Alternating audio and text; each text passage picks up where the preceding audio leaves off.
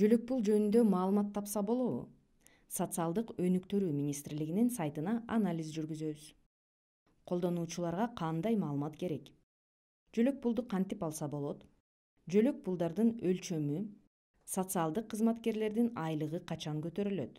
Баланы кантип асырап алса болот? Министрликтин пландары жана отчеттору.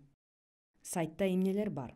Жөлөк пулдар тууралуу ыңгайлуу түшүндүрмө, аз камсыздалгандарга жөлөк пулду эсептөө калькулятору, айрым пособиелерге арыз толтуруунун формасы, кризистик борборлордун байланыш телефондору, аз камсыздуулук боюнча жөлөк пул алгандардын тизмеси, аз камсыздуулук боюнча жөлөк пул ала албагандардын тизмеси, бала асырап алгандар үчүн маалымат, гуманитардык жардам боюнча отчет, 2021 жылга карата дем алыш күндөр.